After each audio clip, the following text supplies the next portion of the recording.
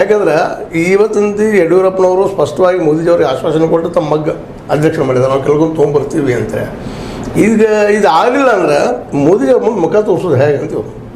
ಅದಕ್ಕೆ ಆ ಒಂದು ಛಲಕ್ಕಾದ್ರೂ ಇವರು ಈ ಕೆಲಸ ಮಾಡ್ಲಿಕ್ಕೆ ಅನ್ನಿಸ್ತಾರೆ. ಬಟ್ ಅದು ಎಷ್ಟು ಮಟ್ಟಿಗೆ ಯಶಸ್ವಿ ನೋಡೋಣ.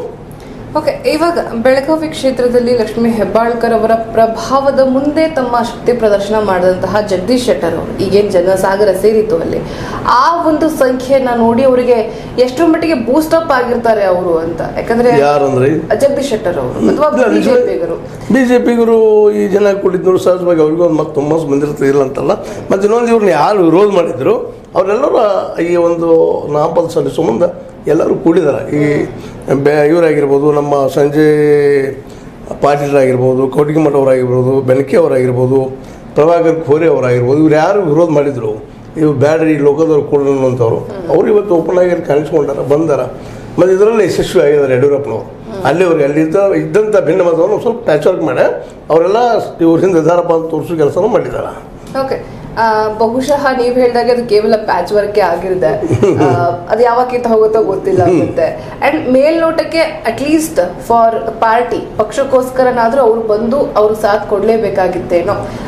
ಓಕೆ, ಇವಾಗ ಈ ರೀತಿ ಒಂದು ವೇಳೆ ನಿಜಕ್ಕೂ ಅವರೆಲ್ಲ ಕೈ ಜೋಡಿಸಿದ್ರೆ ಮುನಿಸನ್ನ ಪಕ್ಕಕ್ಕಿಟ್ಟು, ಬೇಸರವನ್ನ ಪಕ್ಕಕ್ಕಿಟ್ಟು, ಆಯ್ತು ಬಂದಿದ್ದಾಯ್ತು, ಇವಾಗ ಅವ್ರಿಗೆ ಸಪೋರ್ಟ್ ಮಾಡೋಣ ಅಂತ ಹೇಳಿ ಎಲ್ಲರೂ ಕೂಡ ಸಕ್ರಿಯರಾಗಿ ಇವರ ಪರವಾಗಿ ನಿಜಕ್ಕೂ ಪ್ರಾಮಾಣಿಕತೆಯಿಂದ ಕಾರ್ಯವನ್ನ ನಿರ್ವಹಿಸಿದ್ರೆ ಜಗದೀಶ್ ಶೆಟ್ಟರ್ ಅವರು ಗೆಲುವಿನ ಸಾಧ್ಯತೆ ಎಷ್ಟು ಹೆಚ್ಚಾಗುತ್ತೆ ನೋಡ್ರಿ. ಈ ಕ್ಷೇತ್ರದಲ್ಲಂತೂ ಕಳೆದ ಸಲಕ್ಕಿಂತ ಈ ಸಲ BJP MLAಗಳು ಕಡಿಮೆ ಆಗಿದ್ದಾರೆ, ನಿಮಗೆ ಗೊತ್ತಿದ್ದಂಗೆ. ಆ MLAಗಳ ಮೇಲೂ ಕೆಲವೊಂದು ಕೆಲಸ ಆಗ್ತಿರ್ತದಿಲ್ಲ, ಅವು ಆ ಏರಿಯಾದಲ್ಲಿ ಒಂದು ಸ್ವಲ್ಪ ಹೆಚ್ಚು ಮತಗಳು ಹಾಕಿಸ್ಬೋದು ಅಂತೇಳಿ ಅದೊಂದು ಅವ್ರಿಗೆ ಶಾರ್ಟೇಜ್ ಆಗುವಂಥ ಸಾಧ್ಯತೆಗಳಿದ್ದಾವೆ. ಇನ್ನು ಅದ್ರ ಜೊತೆಗೆ ಅಲ್ಲಿ ಹಂಗಂದ್ರೆ ಪೂರ್ತಿಯಲ್ಲಿ ಏನು BJP ಇಲ್ಲ ಅಂತಲ್ಲ, ಇದ್ದಾರೆ, ಅದು ಪ್ರಮಾಣ ಕಡಿಮೆ ಇದ್ದಾರೆ. ಈ ಸಲ ಏನೋ ಒಂದು ಮತ ಹಾಕಿದ್ರು ಸಹಿತ ಅವ್ರ ಜನ BJP ಒಂದು ಪ್ರಿಯರ ಜನ ಮೋದಿಜಿಯವ್ರ ಮೇಲೆ ಪ್ರೀತಿ ತಿದ್ಕೊಂಡು ಓಟ್ ಹಾಕೋ ಸಾಧ್ಯತೆಗಳು ಇದಾವಿಲ್ಲ ಅಂತಲ್ಲ.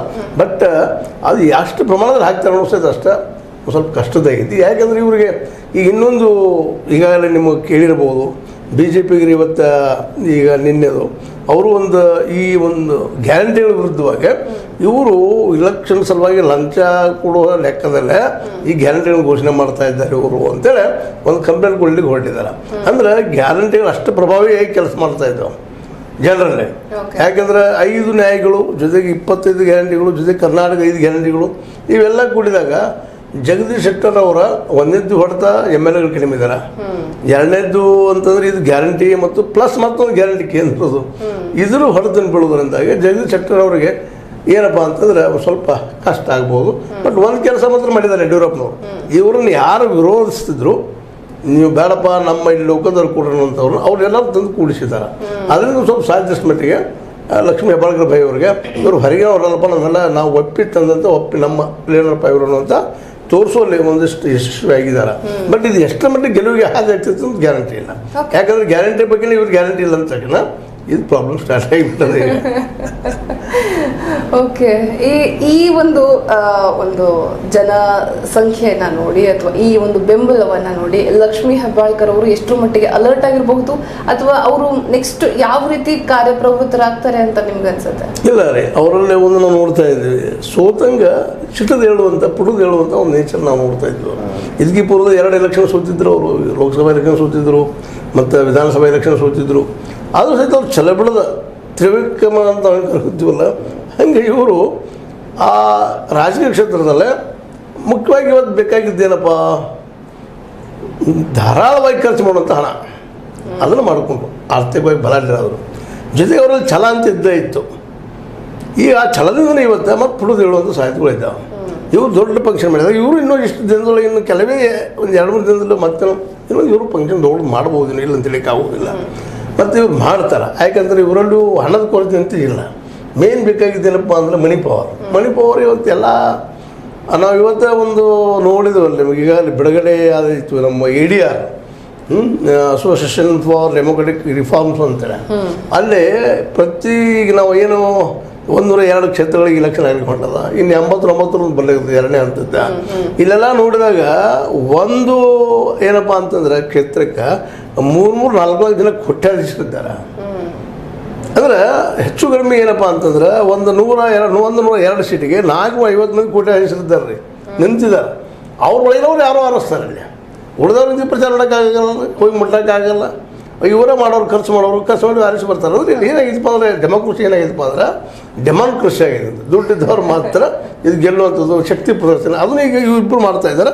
ಇದರಲ್ಲಿ ಯಾರು ಹೆಚ್ಚು ಖರ್ಚು ಮಾಡ್ತಾರೋ ಒಂದು, ಎರಡನೇದು ಜನರಿಗೂ ಬೇಕಾಗಿದ್ದು ಏನಪ್ಪ ಅಂತಂದ್ರೆ ಇದೆಲ್ಲಕ್ಕಿಂತ ಹೆಚ್ಚು ಜನಕ್ಕೆ ಬೇಕಾಗಿದ್ದು ನಾಳೆ ನಮ್ಮ ಭವಿಷ್ಯ ಏನಪ್ಪ, ಉದ್ಯೋಗ ಅಂತ ಇಲ್ಲ. ಮುಂದೆ ನಮಗೇನ ಇವ್ರು ಎಷ್ಟು ವರ್ಷ ಗ್ಯಾರಂಟಿ ಕೊಡ್ತಾರ.